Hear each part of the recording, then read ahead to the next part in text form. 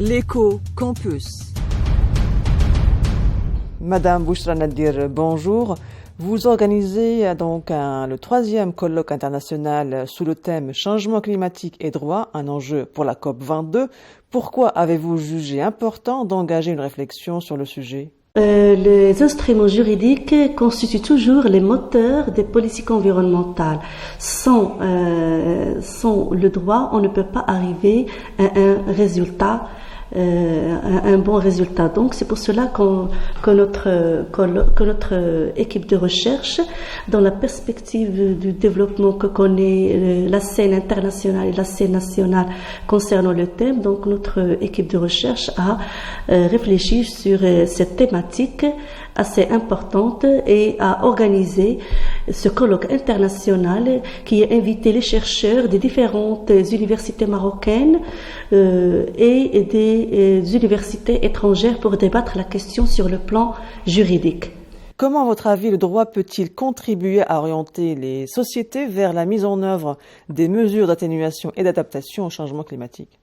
Oui, justement, l'accord historique de Paris a bien spécifié la question et donc il a essayé d'inciter tous les États à adhérer à la question d'atténuation et à la question d'adaptation, notamment suivant le principe général de la justice climatique basé sur le principe de la responsabilité commune des pays du Nord et des pays du Sud, mais diversifiés.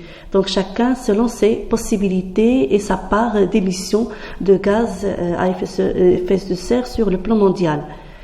Et donc, par exemple, notre colloque a traité des axes juridiques assez importants. D'abord, traiter la pertinence des dispositifs internationaux, des différentes conventions internationales et les traités et les accords visant la réduction des effets néfastes des changements climatiques.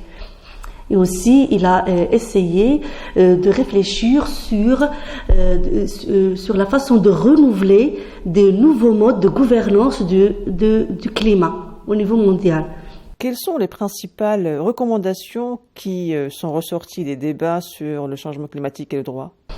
Alors, les principales recommandations qu'on veut bien les lever au niveau de notre participation représentant notre établissement et notre université à la COP 22 Marrakech le mois prochain.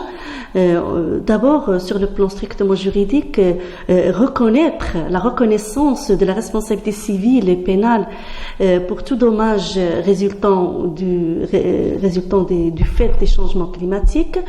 Également, s'impliquer dans le processus de l'accord de Paris parce qu'il a sa philosophie est basée sur le juste équilibre, comme l'a dit bien Monsieur le Président de la COP 21, Laurent Fabius, donc basée surtout sur la justice climatique et ensuite aussi lier la question des changements climatiques avec les droits de l'homme. Il faut s'intéresser aussi il ne faut pas s'intéresser uniquement aux aspects environnementaux des changements climatiques, aux aspects économiques et sociaux, mais aussi il faut s'intéresser aussi aux aspects humains et donc œuvrer à l'application de la 3e génération des droits de l'homme, à savoir le droit à un environnement sain, le droit à l'eau, le droit à la santé, le droit à l'information, le droit à la vie. Madame Bouchra Nadir, je vous remercie de m'avoir accordé cette entrevue. Merci.